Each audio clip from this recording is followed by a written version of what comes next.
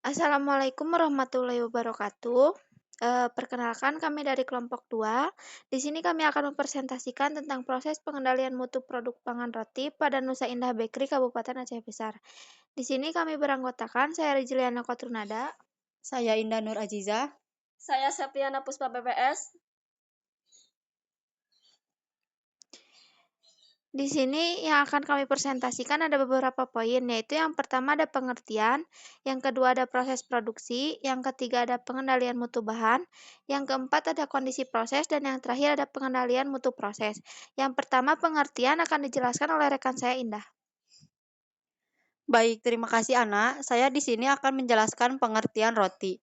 Roti didefinisikan sebagai makanan yang terbuat dari tepung terigu, air, dan gula yang pada pengolahannya dilakukan proses fermentasi dan pemanggangan. Roti di sini merupakan salah satu bentuk makanan pokok yang cukup diminati masyarakat Indonesia. Roti juga dapat dijadikan makanan alternatif pengganti nasi. Selain itu, roti merupakan makanan instan yang siap saji. Kualitas roti secara umum disebabkan karena variasi dalam penggunaan bahan baku dan proses pembuatannya. Produk roti mempunyai struktur berongga-rongga dan dikembangkan dengan ragi roti, dan produk akhirnya bersifat elastis karena kadar air yang tinggi. Roti digunakan sebagai makanan pengganti nasi karena kandungan karbohidratnya yang cukup tinggi untuk menghasilkan energi. Selanjutnya akan dijelaskan oleh Ana. Yang kedua ada proses produksi roti. Yang pertama ada seleksi bahan, yaitu bahan baku merupakan faktor yang menentukan dalam proses produksi. Yang kedua ada penimbangan, yaitu semua bahan ditimbang sesuai dengan formula. Yang ketiga ada pengadukan, yaitu berfungsi untuk mencampur secara homogen. Semua bahan mendapatkan hidrasi yang sempurna pada karbohidrat dan protein, membentuk dan melunakkan gluten, serta menahan gas pada gluten. Yang keempat ada peragian, yaitu berfungsi untuk proses aerasi adonan dengan mengubah gula menjadi gas karbodioksida. Yang kelima ada pengukuran, yaitu berfungsi sebagai menyesuaikan dengan besarnya cetakan atau berdasarkan bentuk yang digunakan adonan perlu ditimbang. Yang keenam ada pembulatan, yaitu bertujuan untuk membulatkan adonan untuk mendapatkan permukaan yang halus dan membentuk kembali struktur gluten. Yang ketujuh ada pengembangan singkat, yaitu tahap pengistirahatan adonan untuk beberapa saat pada suhu 35 derajat Celcius dan 36 derajat Celcius dengan kelembapan 80-83% selama 6-10 menit. Yang ke-8 ada pembentukan adonan, yaitu tahap pembentukan adonan dilakukan dengan cara adonan yang telah diistirahatkan, digiling pakai roll pin, kemudian digulung atau dibentuk dengan sesuai jenis roti yang diinginkan. Yang ke-9 ada peletakan adonan dalam cetakan, yaitu adonan yang sudah digulung dimasukkan ke dalam cetakan dengan cara bagian lipatan diletakkan di bawah agar lipatan tidak lepas yang mengakibatkan bentuk roti tidak baik. Yang 10 ada pembakaran, yaitu setelah dibakar, dibentuk sesuai yang dikehendaki dan dikembangkan secara optimal. Adonan siap dipanggang di dalam oven. Yang ketiga ada pengendalian mutu bahan yang akan dijelaskan oleh Septi. Di sini saya akan menjelaskan tentang pengendalian mutu bahan. Yang pertama, tepung terigu Bogasari yang mampu menyerap air dalam jumlah besar, memiliki elastisitas yang baik untuk menghasilkan roti tekstur lembut volume besar. Jadi tepung Bogasari itu memiliki banyak kandungan. Yang kedua, air yang digunakan dalam proses produksi harus benar-benar bersih agar keamanan produk akhir terjamin. Yang ketiga, telur yang dengan sederhana yaitu melakukan monitoring telur dari kemungkinan pecah. Yang keempat, gula analisa gula pasir tersebut berwarna coklat bersih, bebas benda asing dan kotoran, kering dan tidak lembab, bebas semut dan serangga lainnya. Yang kelima, susu dengan menggunakan jenis susu, bubuk atau skim.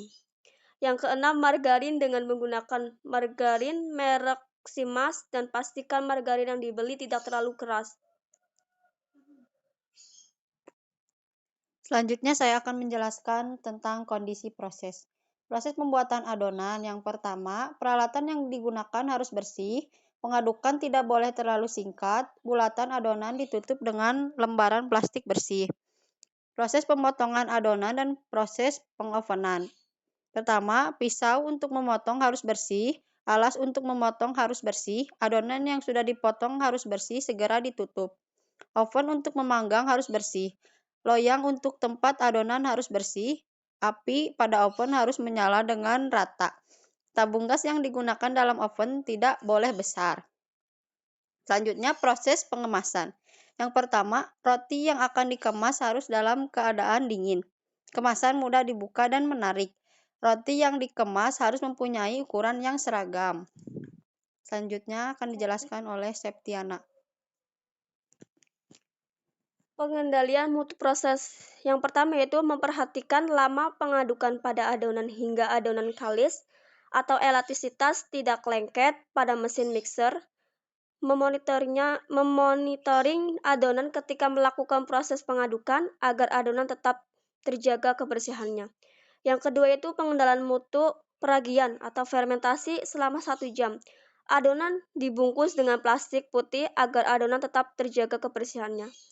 Dan ketiga, jarak penataan roti dalam loyang kurang lebih 4 cm agar adonan tidak lengket antara satu dengan yang lain dengan bentuknya bagus saat mengembang, mengontrol berjalannya proses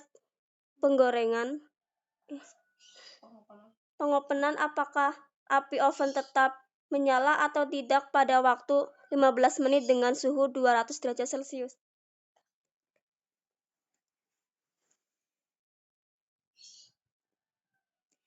Yang terakhir ada kesimpulannya. Yaitu kesimpulannya yang pertama mempertahankan lama pengadukan adonan. Itu harus dilakukan karena ketika melakukan pengadukan yang lama akan menghasilkan bahan yang tidak sesuai. Yang kedua ada menghilangkan atau memonitoring adonan. Yang ketiga ada jarak penataan roti dalam loyang kurang lebih 4 cm. Diharapkan jangan terlalu dekat karena yang tadi kan melakukan peragian. Itu akan mengakibatkan si roti akan mengembang lebih besar. Jadi jarak penataan roti harus kurang lebih 4 cm. Yang keempat ada pengopenan adonan roti dilakukan selama 15 menit pada suhu 200 derajat Celcius. Sekian dari kelompok kami. Mohon maaf bila ada kesalahan. Wabillahi taufiq wal hidayah. Wassalamualaikum warahmatullahi wabarakatuh.